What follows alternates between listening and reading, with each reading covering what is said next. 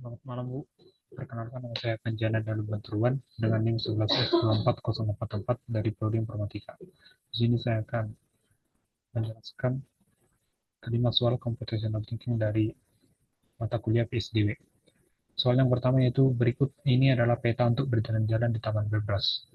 Lingkaran hijau melambangkan pohon. Lingkaran hijau yaitu yang ini, dan garis coklat melambangkan jalan. Garis coklat yaitu yang ini. Perhatikan bahwa huruf yang sama dapat dipakai melambangkan pohon. Di sini terdapat dua huruf yang sama yaitu huruf A dan huruf A yang di sini.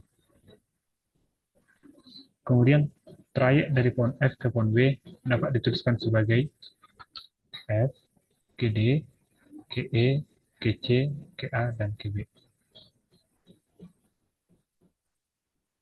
Pada suatu hari Minggu, ada dua keluarga jalan-jalan di Taman Bebas. Trayek keluarga Amir adalah B ke A, balik lagi ke A, ke C, CE, KD, kembali lagi ke E, CE, KD, dan ke A. Kemudian untuk trayek keluarga Badu dimulai dari F, di sini berjumpa sekali, ke D, kemudian ke C, balik lagi ke D, ke A, ke E, ke A, ke D, berjumpa kedua kalinya di D, kemudian ke E, di sini berjumpa ke E, kemudian ke D, kemudian ke A. Tantangannya itu asumsikan bahwa kedua keluarga tersebut berangkat bersamaan dan berjalan dari satu pohon ke pohon berikutnya. Waktu tempuh dari pohon ke pohon berikutnya selalu sama. Berapa kalikah kedua keluarga tersebut bertemu pada pohon yang sama? Di sini melalui analisis saya, keluarga dari trayek keluarga Amir dan trayek keluarga Baru berjumpa 3 kali, yaitu di titik D 2 kali, kemudian di titik E sekali.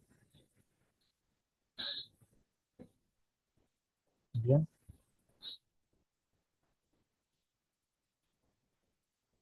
lanjut ke soal yang berikutnya.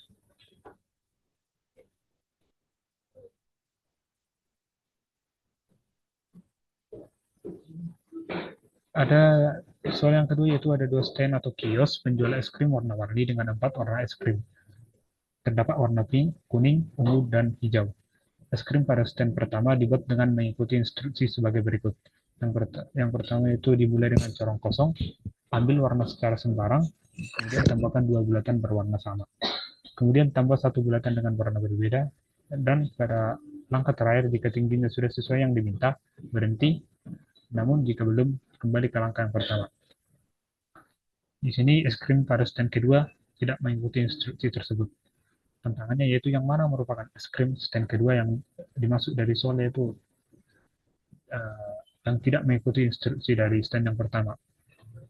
Jika kita lihat pada opsi A, dimulai dengan corong kosong, kemudian ambil warna secara random dan menambahkan 2 bulatan berwarna sama, yaitu di sini terdapat 2 warna pink yang diambil, warna random, warna pink, dan menambahkan 2 warna yang sama. Kemudian tambah 1 bulatan dengan warna yang berbeda. Ini tambah 1 warna yang berbeda. Namun, jika tingginya sudah sesuai yang diminta, di sini belum sesuai, kembali lagi ke langkah yang pertama, tambah 2 bulatan yang berwarna sama. Di sini kembali lagi, ditambah 2 bulatan yang berwarna sama, yaitu bulatan yang warna hijau. Dan ditambah 1 bulatan dengan warna yang berbeda, yaitu warna ungu. Kemudian untuk opsi B, di sini untuk langkah pertama dimulai dengan corong kosong, dan ambil warna secara sembarang random, tambahkan 2 bulatan berwarna sama. Di sini opsi B mengambil warna 2 warna hijau. Kemudian letak kesalahan pada opsi ini menambah 2 bulatan yang sama, sedangkan pada stand untuk menambah 1 bulatan dengan warna berbeda.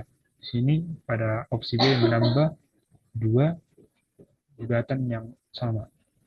Jadi jawaban dari soal berikut adalah Jawabannya yaitu B. Karena tidak mengikuti es krim pada stand yang pertama. Lanjut kepada soal yang ketiga.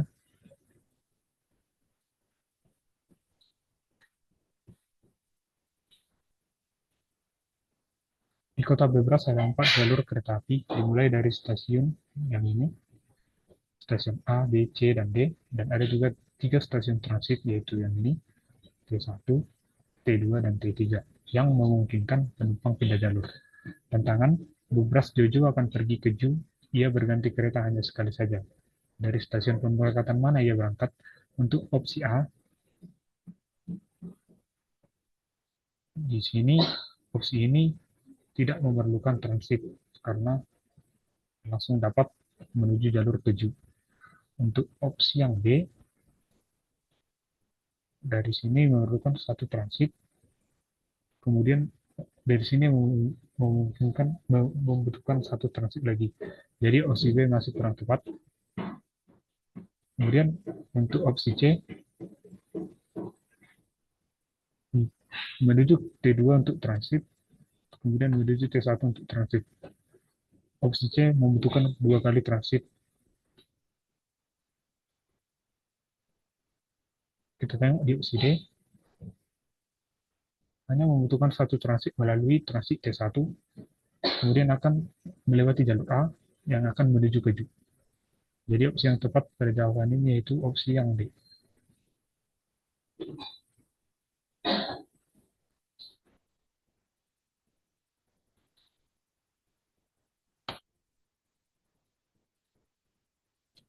Lanjut pada soal yang berikutnya. Untuk soal keempat, Bob bekerja di stasiun pusat kota dan jam kerja dimulai pukul 8. Bob akan didenda jika datang terlambat. Untuk setiap 15 menit terlambat, ia harus membayar denda sebesar 10.000. Misalnya, jika ia tiba sebelum pukul 8.15, maka ia tidak didenda. Namun, jika ia datang pukul 8.20, maka ia akan didenda 10.000. Pagi ini, Bob ketiduran dan tiba di stasiun keberangkatan pukul 8.08. Untuk tabel dari keberangkatan dapat kita lihat di sini. Tantangannya yaitu kereta mana yang harus diambil Bob agar walaupun terlambat tetap paling murah dendanya. Di sini kita tengok jika dia mengambil jalur yang biasa, di sini dia akan tiba di tempat kerja pukul 8.50 karena membutuhkan 40 menit. Di sini untuk tantangannya meminta agar walaupun terlambat namun tetap paling murah. Jadi untuk opsi sini menurut saya masih kurang tepat. Kemudian terdapat kereta Wirawiri di mana opsi ini menawarkan waktu tempuh ke stasiun pusat dengan 30 menit dan harga tiket 10.000. Menurut saya Bob akan tetap lebih murah dendanya apabila menggunakan kereta ini, di mana waktu tempuh ke stasiun pusat hanya 30 menit dengan biaya 10.000 rupiah. Jadi menurut saya jika dibandingkan dengan kereta cepat yang membutuhkan waktu 20 menit lebih cepat, namun harganya masih terlalu mahal. Seperti juga dengan kereta ekspres. Di sini kereta cepat dan ekspres dimulai dari pukul 7. Kereta ekspres membutuhkan waktu 12 menit, namun dengan biaya yang cukup mahal. Untuk soal berikut, opsi yang tepat menjawab pertanyaan nomor 4 yaitu opsi A, yaitu kereta Wirawiri. Lanjut ke soal yang berikutnya.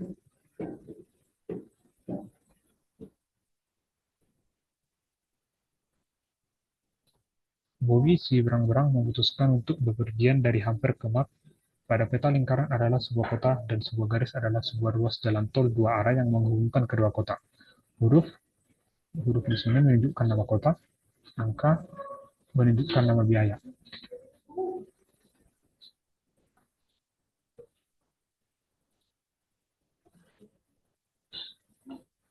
Di sini angka menunjukkan biaya yang harus dibayar saat masuk ke jalan tol.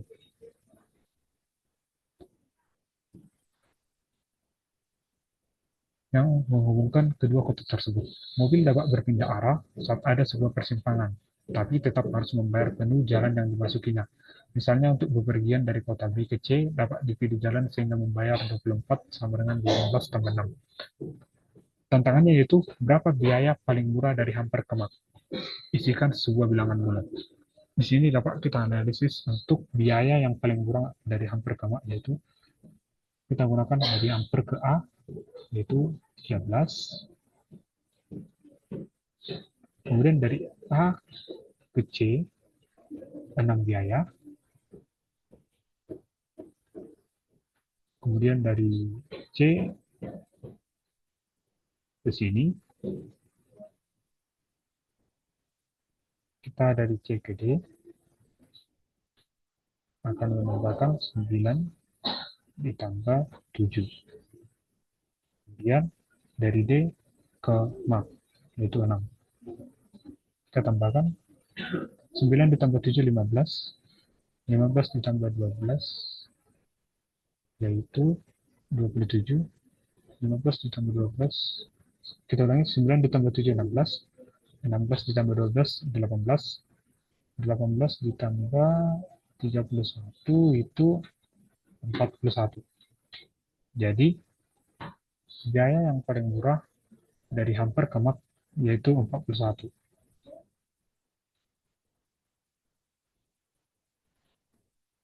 Di sini melewati jalur dari Hamper, kita dari sini tadi, kemudian ke A membutuhkan 13 biaya, kemudian ke sini membutuhkan 6 biaya, menjadi 19 biaya, 19, kemudian ke sini membutuhkan 9 biaya, 28, kemudian ke D 35, kemudian dari D ke Mak ditambah dengan 6, 35 ditambah 6 sama dengan 41. Bilang jawaban dari soal ini yaitu 41. Sekian presentasi saya, Bu, mengenai kelima soal computational thinking PSDB. Saya ucapkan terima kasih.